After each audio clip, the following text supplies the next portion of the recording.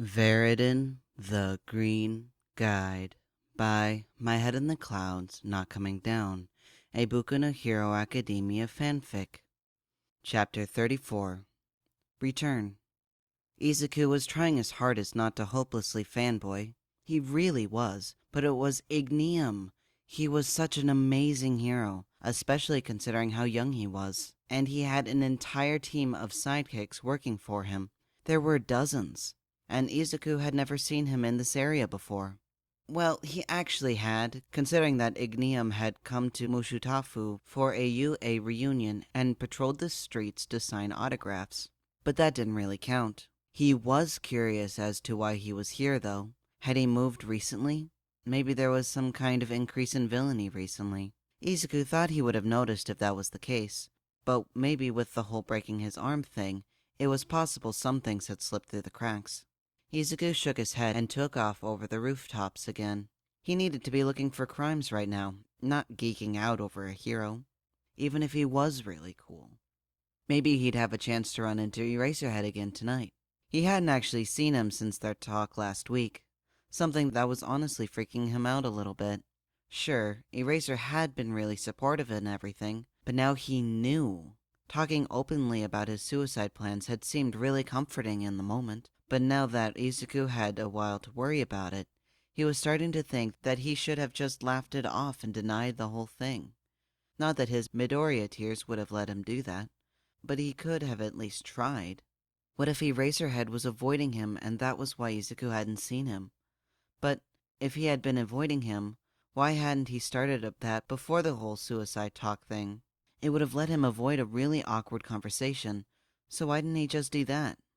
Thankfully, a shout from a few streets over knocked Izuku out of his thoughts, but then he immediately felt guilty for being grateful. Someone was in trouble. That wasn't a good thing. He jumped down on the next roof and peered over right as someone screamed.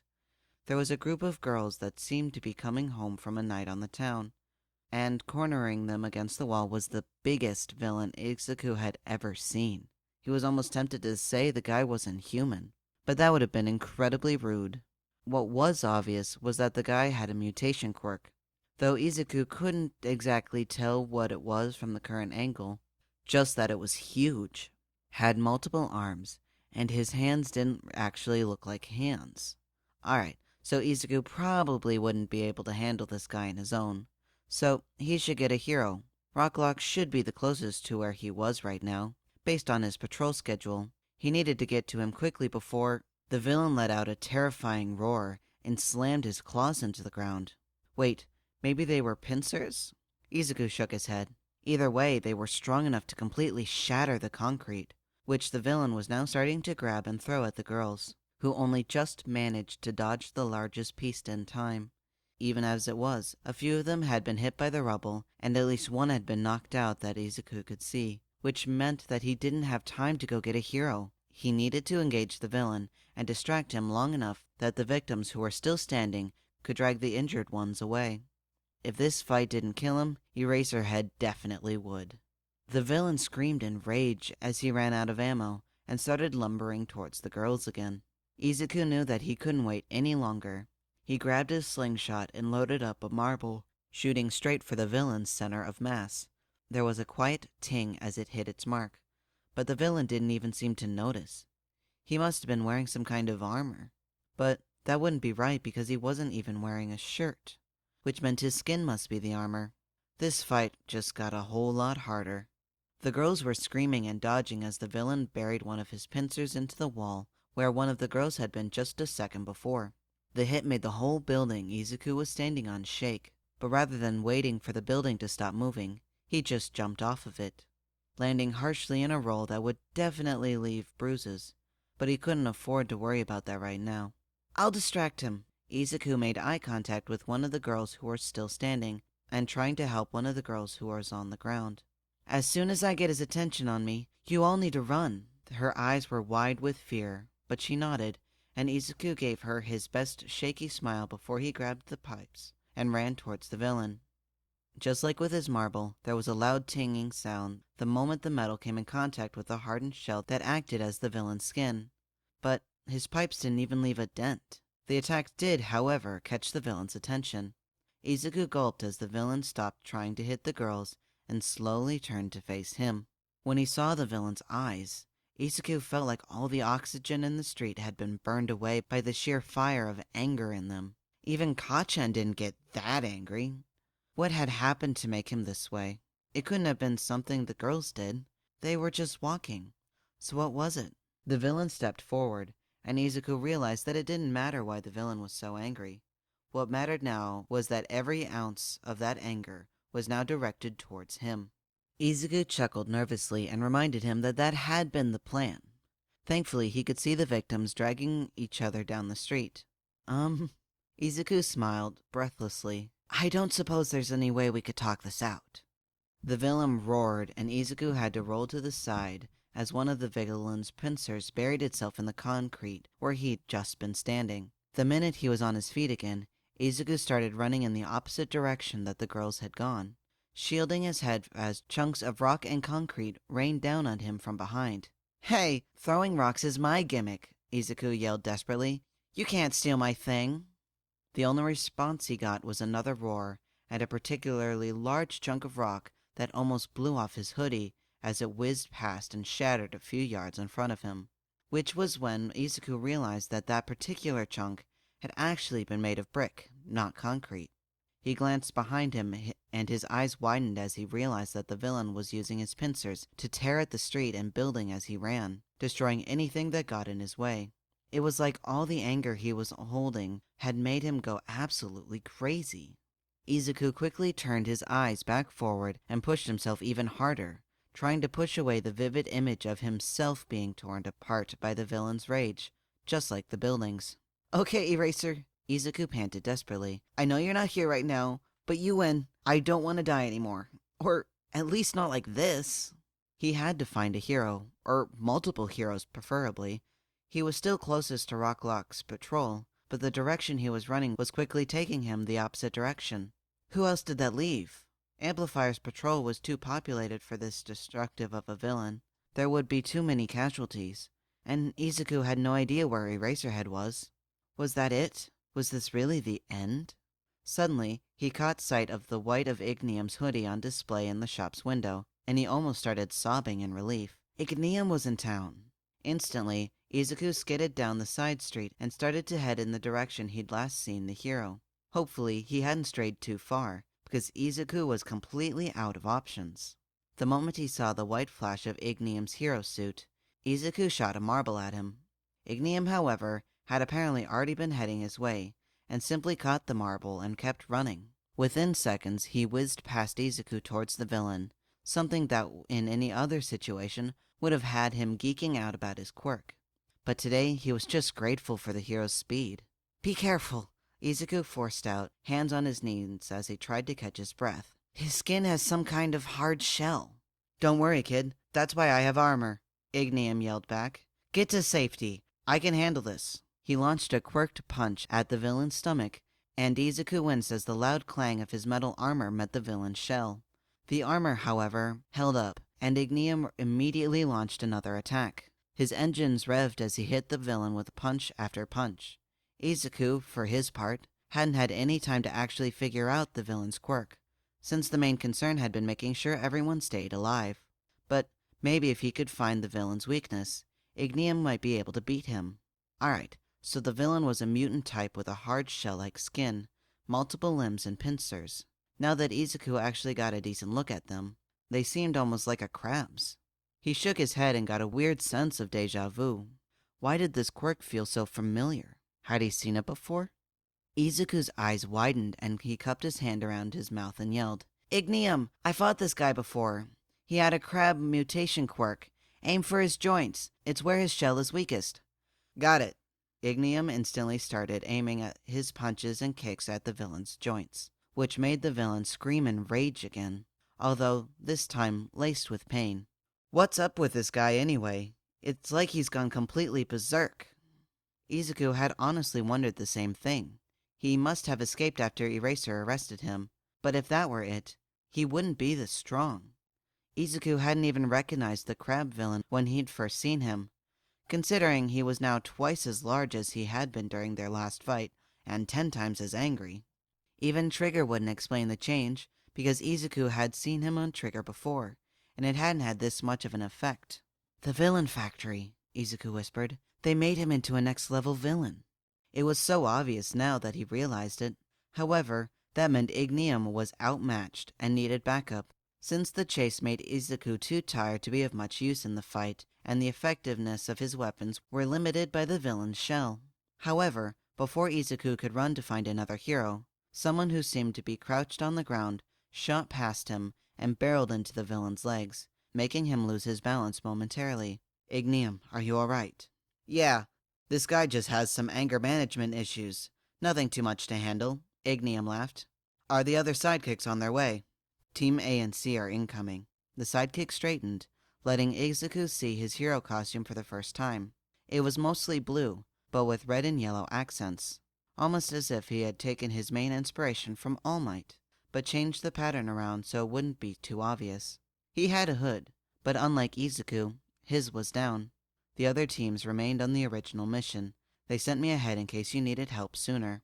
"Well then," Ignium sounded like he was smiling under his helmet. "Let's see if the two of us are fast enough to finish this fight before they get here."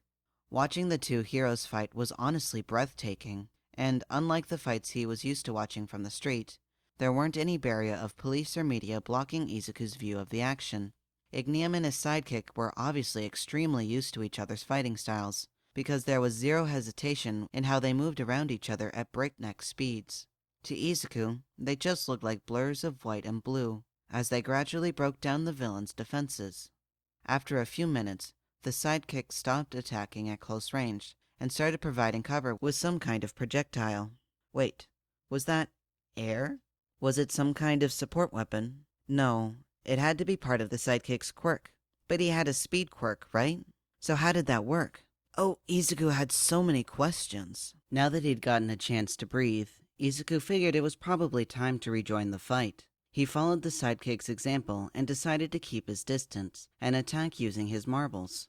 Careful to not aim anywhere near Ignium, Izuku quickly fired a marble, hoping to hit the villain's eye, since that shouldn't have the same shell as the rest of the villain, assuming that whatever experiments the villain factory had done to him hadn't changed that. The marble hit its mark, and Izuku felt a swell of pride as the crab villain clutched its eye, giving Ignium and his sidekick an opening to combine their attacks and knock him out.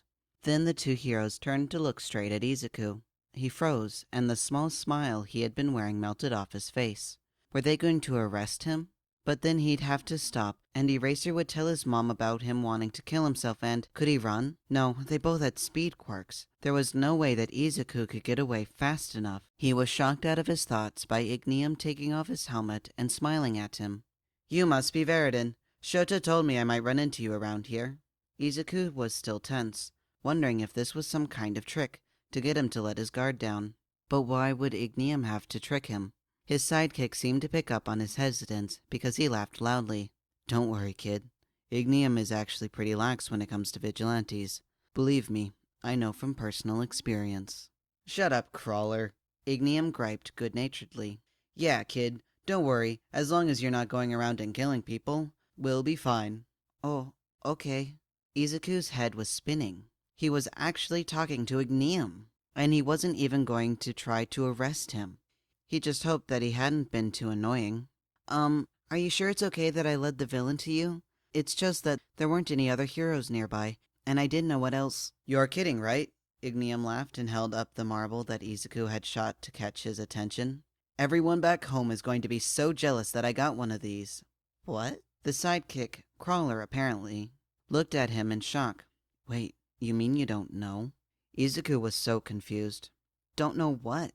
"Your marbles are a collector's item among heroes, kid," Ignium smiled. No, that can't be right." Izuku shook his head frantically. "I just throw them to catch heroes' attention. It's not really anything special, and—" He was cut off by Eraserhead swinging down from the building and landing in front of him. "Kid, are you alright? You're not hurt, are you? What happened?" "Whoa, Eraser, calm down. The kid is fine," Ignium teased. "You know, people might actually think you care about the kid if you keep acting like his dad." Eraserhead glared at him. "Shut up, Tensei." But seriously, kid, are you alright? Izuku nodded, deciding it'd be best to ignore the confusing dad comment. How did you even know about the fight, Eraserhead? Eraser looked at him dryly. You do realize that people sometimes call the cops about disturbances, right? The villain wasn't exactly being quiet. Oh, Izuku said softly. I didn't realize. People were probably really annoyed about being woken up, weren't they? It's not your fault, kid.